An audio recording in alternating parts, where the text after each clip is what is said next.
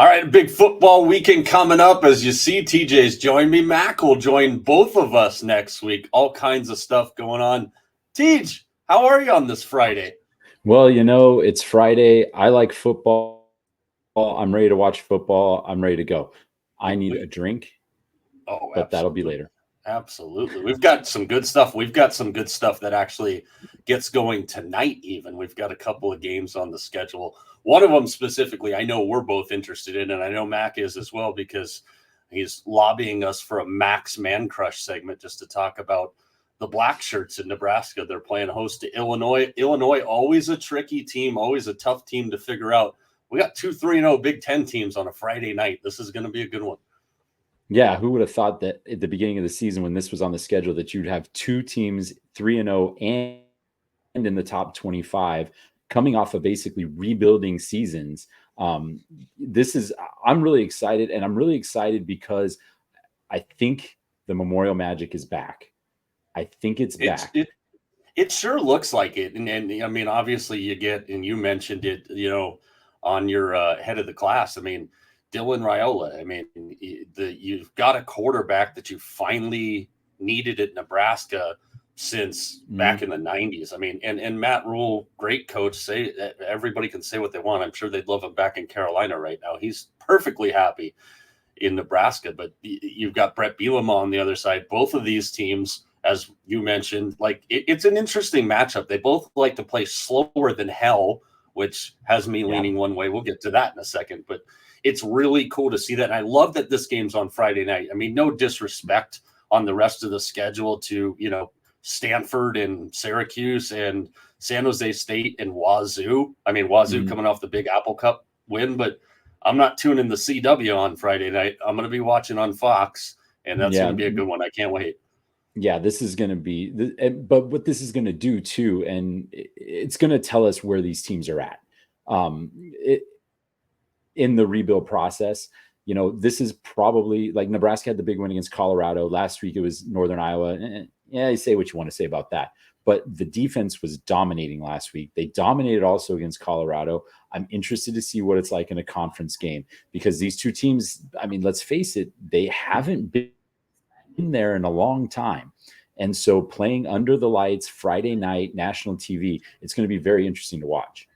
Yeah, this line's actually been playing volleyball all week. I've been kind of stalking it. I locked it in at I got it at under 43. And the pace and the tempo of both of these teams, I think, is what makes it fantastic to watch, because Raiola can put up points. That Illinois can move the football, but that's not how either one of them want to play. Illinois ranks 111th in seconds per play, 111th of all the Division I schools. I mean, if you're looking for high flying offense, this isn't your game. If you're looking for like a classic Big Ten beatdown kind of game, you're in the right friggin' spot. I'm going to play the game. I already have under 43. I don't know yet. I love, as you mentioned, as Max mentioned, we just talked about it. I love where Nebraska's at. I don't know if I can fully commit to them at the rising. Right now, it's at about 8.5. I'm sure by kickoff, it's going to settle in about 8. I don't know if I'm comfortable with that yet, but I love where they're headed. So my play, I'm going to go under 43. If you had to put a gun to my head and make me pick today, I would take Illinois with the points, just because of the defense that Nebraska plays. And we got to remember that when games go under, every point is valuable. And even though it's 8.5 or 7.5 or wherever you can get it, that's a lot of points. If this game winds up being a 17, if it takes 17 points to win, 8.5 is a lot. So it is. So gun to my head today, I would lean Illinois, although I think Nebraska wins this game. But let's see what happens between now and Friday, or now and kickoff, right? Yeah, and and you look at it and you go, the 7.5, 8.5, and it kind of brings us to our next kind of point here is betting myths. And I talked about it a little bit, when it came to the Jets Patriots, and everybody's like, well, we know the Jets can't beat the Patriots. Well, do you also know that the two guys that were the reason for that are no longer a part of the Patriots? The same thing when it comes to, like, I have so many people that'll reach out and go, hey, I can get them at 3.5. I can get them at 4, but you said to play them at 2.5. Do I buy it down to 2.5? I'm not a big proponent in buying points because you're going to get jacked on the juice. Mhm. And that's why I don't want to touch the number in this game. I'm comfortable at 43, 42.5. I'd even play the game under 42. I mean, I can see this being like a 20-17 kind of game if it even gets that high. So, like, when it comes to betting this, like, where do you sit on that? Are you a point buyer or no? No, I'm not usually a point buyer. I like to just see what happens. And if I get a good number early on in the week, like Monday or Tuesday, I'll lock that baby in right then, because then I know that it's there. And yeah, that 8.5 is really squirrely right now from the Nebraska side, because you know how good they are on defense, but Illinois is no slouch either. So we got to look at this, and if you're looking at it from the Nebraska side, you're like, yeah, do I want to buy that down or not? I think the under is actually the great play here. I think you nailed it right on the head.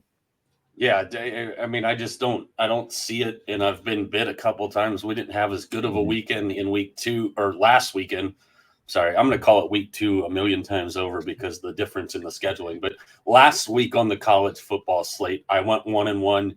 You went 0-2 in the Kentucky game. Mac was our saving grace with the roll tide roll and roll they did. But it's now we're starting to see the teams come to the front side of the table. And this is that game, I think, for Nebraska. And again, no shade on Illinois. Brett Bielema has done a great job there. That's a very good team. I think it's going to be a very good game. But I'm kind of riding that Memorial Magic to steal one of your lines. I really like where they're at. And I just love I love the underplay. Like I said, I would take Illinois, gun to my head, with the points, just because Nebraska's defense is so good. And if you're going to get 20, well, the 8.5, I mean, that's a ton of points when you're talking about 20 points to win a game. So, but yeah, this is going to be a great matchup. And you also have to look at the schedules that they played before too. I mean, and it's no disrespect. Like, look, teams play the game. They schedule the games out years in advance. I'm sure Matt Rule didn't necessarily schedule this. This was probably a Scott Frost contraption here. But look, you can only play the games that are in front of you, right? And no disrespect, I think Nebraska's played the tougher schedule than Illinois at this point. I've seen more out of Nebraska with their 3 games than I've seen out of Illinois. Yeah, and just how they shut down Colorado last week or a couple holy of weeks smokes. ago. I mean, that was incredible. Yeah, absolutely incredible. And when we twist forward to the Saturday schedule, Friday night feature, Mac's Friday night feature, which he's on a hot streak there. He's got USC and Michigan. We've got a couple other good tangles on Saturday. I'll have more on the Utah-Oklahoma State game. TJ, you'll have obviously Tennessee and Oklahoma. I can't wait to see that one. Is there another game on? Yeah. Is there another game on Saturday that jumps out at you? Because the rest of the schedule is a little lax. It's a little light this week. Yeah. And it's kind of that week. It's kind of that week where you're at the end of the quote preseason games, but you want to try and jam one more in there before you get into that conference season. So I was looking, UCLA plays LSU. And I'm like, can UCLA rebound after last week? Because they were just embarrassed. But who I'm really impressed with right now is Arizona State. Yeah, Arizona State, Texas Tech this weekend. That game screams to me right now, screams points, and I love it. Well, and the interesting thing too is being out here in Arizona, and I know you spent a good chunk of time out here in Arizona, like the Arizona State vibe. I mean, Kenny Dillingham was the right guy, the energy around that team, and everybody, you can say what you want about last week's game about, Texas State and whatnot. That's a good team. That is, as much as I don't want to bring this guy's team. I don't want to bring this guy's name up, but like Louisiana Lafayette, when some guy named Billy Napier was coaching them. He probably should have stayed there, but we're not going to get into that. Arizona State, Texas Tech, that is a noon 30 kickoff on the West Coast. FS1 has that one in Lubbock, and that's going to be a good one. The only other game that I saw on there that kind of, and I don't know what it is. Maybe it's just this weird fascination with Corvallis, Oregon, because I've been there, and honestly, it's an awesome town. Purdue and Oregon State, I'm a little interested in because I don't really know much of what I think of this Oregon State team. I also got Kansas State and BYU late. BYU is an interesting one when you play there late at night. Kansas State dominated Arizona.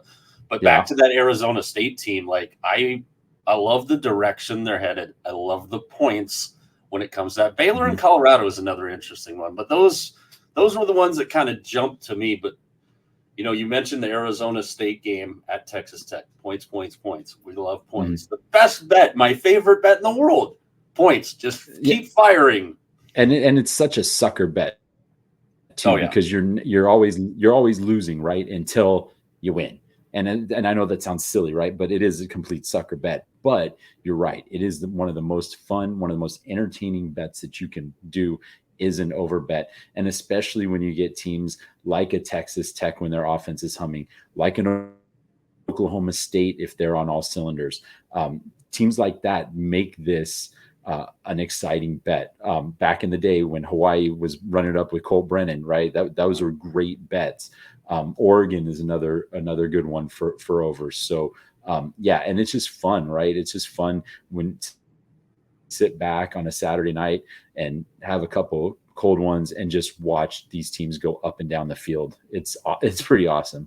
That's when garbage time becomes the right time there. And here's the last game I want to hit on a little bit. And I'm sure you've seen this by now. And to those of you watching, if you have not seen the Cal Florida State Twitter nonsense that's going on, look at the Calgorithm. That's not my term. I saw it today. I can't remember who said it, but there's some hilarious stuff going on there. And Cal is going into Florida State, and Cal is completely the better team as of right now. That one I'm going to watch for my own just interest, but the Twitter battle on Cal and Florida State is incredible. Are you going to watch it because you're interested, or are you going to watch because it's like a train wreck? Because Florida State, I think, and you can take this for whatever.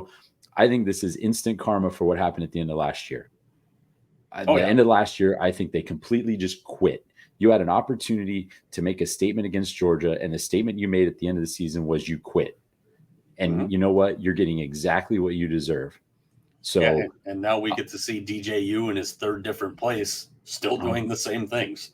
Right. And it's like, okay, Einstein said if, the definition of insanity, right? So what is happening?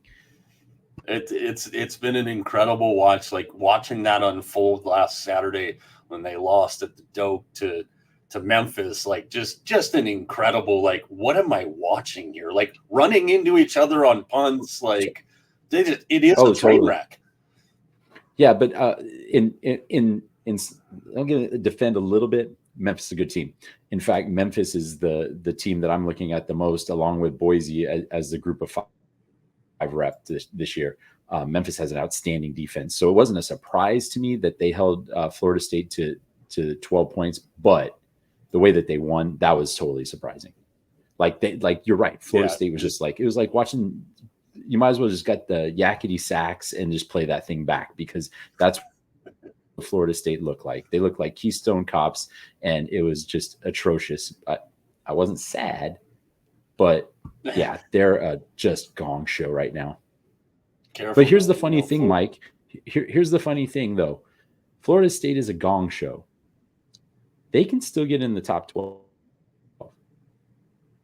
And so all is not lost just yet. Now, if they lose again, because now they're in the conference, right? We forget that wacky realignment. This is a conference game. But they still have a shot to turn this thing around.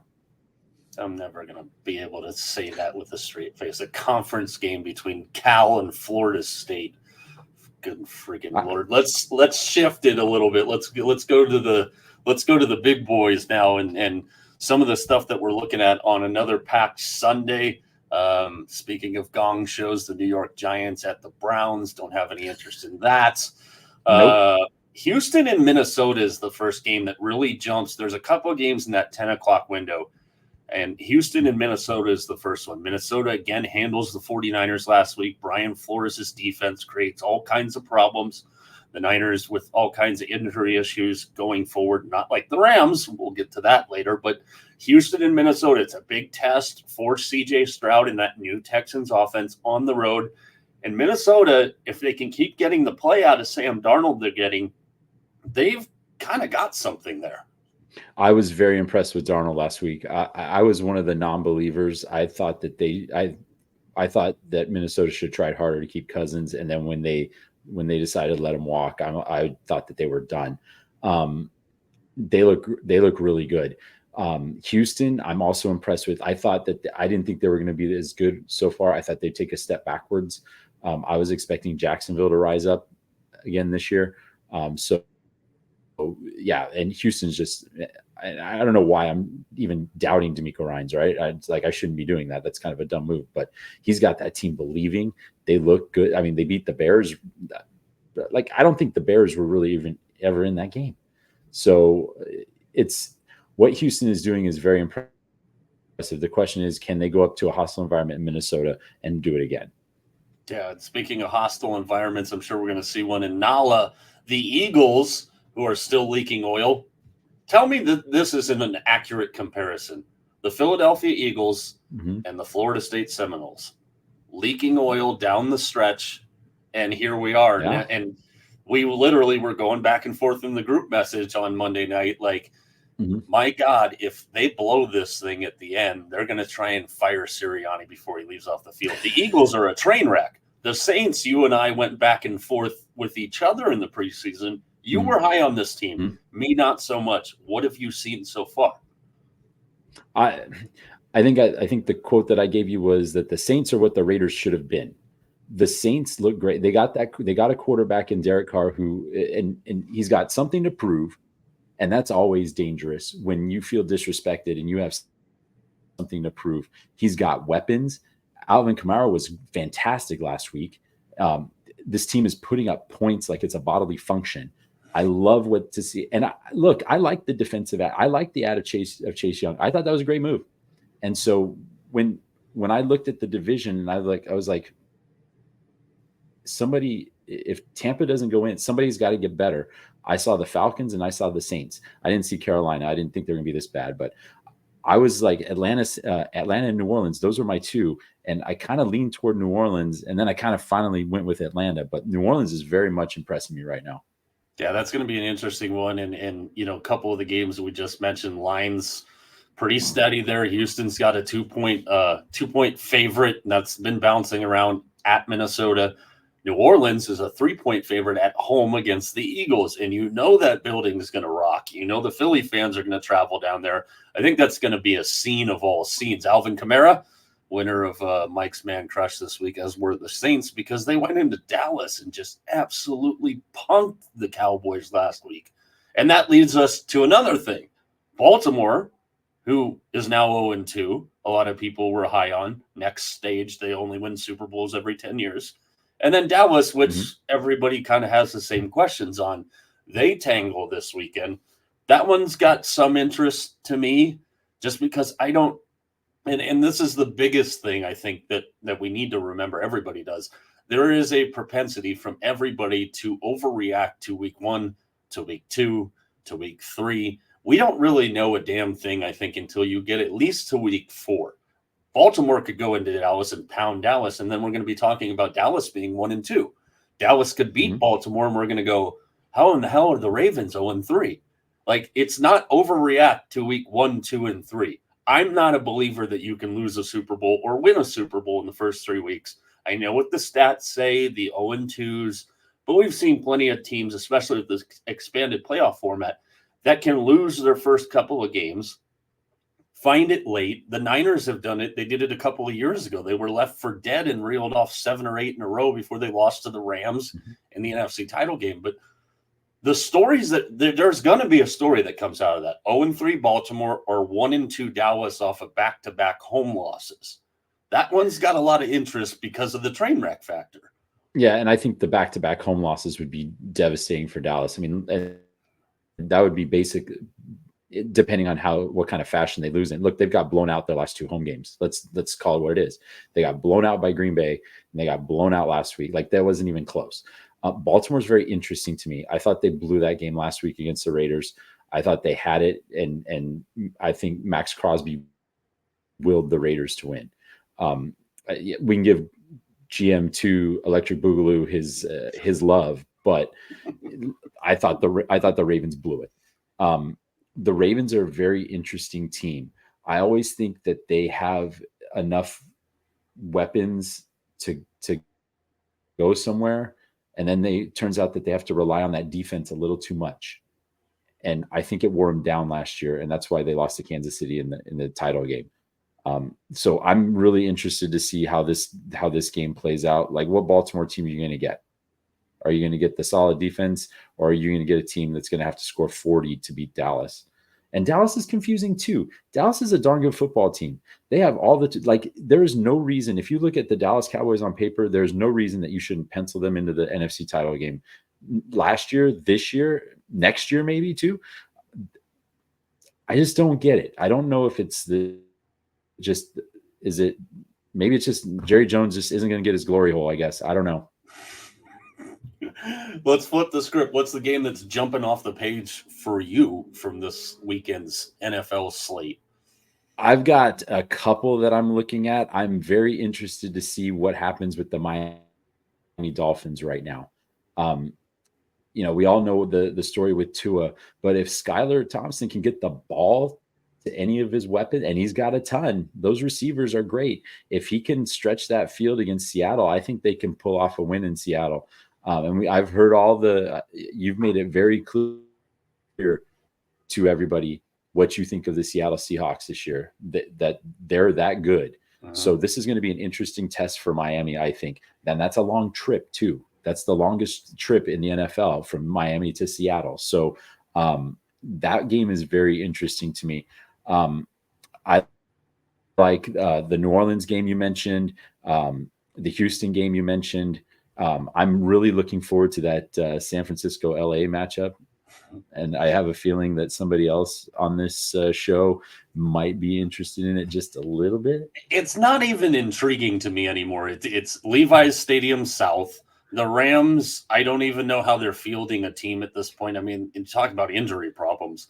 That you're getting a pissed off 49er team, no Deebo Samuel, no Christian McCaffrey, but all of us have talked about it, about the depth of the 49ers. It's what makes them dangerous. Now, there's still some stuff. And remember, the Niners are still playing without Dre Greenlaw. They're playing without Talanoa Hufanga, who's supposed to come back this weekend for that game. There's a lot of things. But Trent Williams, you could see, Trent's Trent. He's the best at what he does. But he got kind of pounded down by the Vikings defense last week. Campbell struggled in pass coverage. But, I mean, I think that's a horrible spot for the Rams. Another team that a lot of people were high on is now going to be looking likely at an 0-3. The number at 7 still gives me the heebie-jeebies from last year when Sean McVay decided to kick a completely meaningless field goal and push on the 7. Not that I'm keeping receipts, or it's the exact same spread it was when they played in LA last year. And LA is missing 10 times what they were missing last year. Oh, by the way, including Aaron Donald. And it's a 7-point spread. So I'm anytime that game gets close to 7, if it does, which I don't think it's going to. Detroit and Arizona is another interesting matchup. Detroit making their road debut for the season. There's going to be a lot of Lions fans there. Cardinal fans are jacked after pounding the Rams. And you saw the depth of the Cardinals offense when they go, oh, by the way, we drafted Marvin Harrison second. We should throw him the damn ball. He did something in the first quarter last week that his dad never did in a quarter. Yep. And you saw how just dynamic that offense is. I'm not saying I'm calling the Cardinals to beat the Lions. I think it's going to be a lot. It's one of the games when I look at the whole schedule that I think is kind of falling through the cracks. We've got some butt ugly games. Denver at Tampa Bay, I think, is going to be an absolute disaster for the Broncos. I love Bo Nix. I've said it. I think Las Vegas just destroys Carolina. The funny thing is, when Bryce Young got benched, the spread went down to 5.5. Yeah, but also remember too that and the Raiders have a history of playing down to their competition, especially at home. So I'm hoping that they come out and just thrash Carolina, just take them right out of the game, right from the kick, and get that thing over with really early. And we're gonna I sorry, Mike. In that Detroit Arizona game, that game I'm looking at it, it's at 51.5 as far as the total goes right now. And if that thing creeps a little bit down, I'm probably going to play that over. Once again, always a sucker bet until you win. But mhm. based on what Kyler and Marvin did last week, the chemistry that they had in the first quarter, that was dynamic football to watch. I loved every second of it watching it. Plus, it was against the Rams, so my feelings weren't that hurt. But that was really fun to watch, and I would love to see them try it again. Now, Detroit's a step up from the Rams, I think, so it's going to be a little bit more difficult. But that Cardinal offense was rolling last week. That was a surprise to me. I didn't even think they could put up 41 in a game. So let's see what happens. I'm very, very close to pulling the trigger on the over on that one. Yeah, that's one of those ones, and I think where I kind of sit on that is that's going to be one of those ones I go live line hunting on the total. Like That's a good that's call. a game I could see somebody scoring in the first 2 minutes, and then your over looks golden. But I could also see it being a little bit of a chess match at the beginning, where your over gets kind of in trouble. So I'm going to be kind of stalking that one in the first 3 to 5 minutes, getting a feel for the tempo and the pace. Something that I don't think a lot of people that are new, and there's so many people new to sports wagering because as we gain more states, like don't be afraid if you don't like a number to wait 5 minutes into the game starting. Yeah, you're not going to get rich, but again, it's about making profit at the end. That's one of those classic games that I'm going to like live target hunt the total on, and before we get out of here today, we got a couple on Monday. You and I've got the Monday Night Football duties. I mean, you and Monday Night Mike, this weird guy that keeps showing up on our stuff. Jacksonville at Buffalo, Washington at Cincinnati. I think we're going to get 2 good games out of that. But you and I were talking a little bit earlier before we jumped on this about the concept of the double Monday Night Football games. You've got a 4:30 West Coast start and a 5:15 West Coast start, a 45-minute separation. I don't get the concept here of taking your own eyeballs away from your own eyeballs. I think this is the one thing that the NFL does, and we know everything they touch turns to gold, but this is the one thing they do that I don't understand. I completely agree with you. This makes zero sense. Stagger this. Remember when they started doing the double Monday night? It was just on the opening weekend, and they would stagger it. It'd be like a 4 and a 7, or like a 4:30 and a 7:30 or something like that. And that's perfect because for the exact reason that you said, you're not taking eyeballs off of the TV. The way that they're doing it right now with a 4:30 and a 5:15 makes absolutely zero sense. It just doesn't make any sense because then you as a viewer have to pick. You got to pick one. And what are you going to do? Well, you're going to wait and see. You're going to probably toggle between and change it at the commercials. And then when one game gets really interesting, you're going to stick with that one. And it just makes no sense. I think this is dumb. I think they should either go back to one game on Monday night or stagger the start times so you don't have to get off the couch. Yeah, it's not hard when you're making the schedule to go East Coast, West Coast, so you could stagger it. And then, yeah, the answer back to that is going to be, well, nobody's going to watch the West Coast game. You got teams on the West Coast, Seattle home game late on Monday night, a San Francisco home game late on a Monday night if the city of Santa Clara wants to cooperate. You've got, your teams in Los Angeles. You've got out here in Arizona. Fortunately, Arizona does get one of those double Monday night splits. They are the later game when they host Harbaugh's Fighting Chargers later in the season. But yeah, you're talking a game in Buffalo and a game in Cincinnati. You're starting the Buffalo game at 4:30 West Coast time, 7:30 Eastern. But then 45 minutes later, you're bouncing us to Cincinnati. And I just, and to further the point, you're taking one of your top draft picks, one of your new shiny young quarterbacks in Jaden Daniels, putting him on Monday Night Football, but you're putting him on Monday Night Football where he's going up against a matchup for viewers where he's got Trevor Lawrence and Josh Allen. And he is going against Joe Burrow. So that part's intriguing, but I don't get it. I hate it. I mean, thankfully I'm a degenerate, so there's 2 TVs, so I don't have to worry about it, but it doesn't make sense. No, it makes no sense. It's a sports bar's dream right? But a viewer's nightmare because you have to pay attention to one of them, and that's. But going back to what you said about the quarterbacks, that is a impressive lineup of QBs starting those two games. I mean, and that's the future, right? Those are the future guys. I mean, Josh Allen's 28, but like Lawrence and Daniels, like those are the guys, right? So it's going to be very interesting. I want to see what Jaden Daniels does against the Cincinnati team, though. I'm really looking forward to that. I'm probably going to stick with that game for a while. The Jacksonville Buffalo thing, we've seen it a couple times at this point, and I kind of know what's going to happen there. I'm leaning towards Buffalo, but yeah, that Jaden Daniels. Look, he was at ASU for that short period of time. I was like, what? He's kind of nothing. And he goes to LSU and he just turns into this great quarterback. It's like quarterback factory. So, yeah, that's the game on Monday night that I'm going to be paying attention to. Anytime that we have split Monday night games, by the way, for those of you looking for our picks on all of our social channels, TJ will always have the early one, and that dorky Monday night Mike guy will have the late one. Buffalo. So what that means, Bills fans, sorry, I've been your good luck charm picking against you so far this year. It's not my responsibility this week, nor is it Monday Night Mike's responsibility. That'll be TJ's game. Final thoughts, TJ. What's your big thing you're looking forward to for the weekend? Besides a ton of cold ones and a shift on the couch, I'm looking forward to the early 12:30 games on Saturday are going to be very fun. I'm interested to see what happens with USC. This conference realignment has changed things so dramatically. And if you look at USC's schedule, they go to Michigan, then they come back home. Then they go to Minnesota, then they come back home. They're going back and forth, and it's not like they used to when they'd go to Washington or they'd go to Arizona, right, or they go to Utah. Now they're going 2 and 3 time zones on a weekly basis. This is going to wear them out.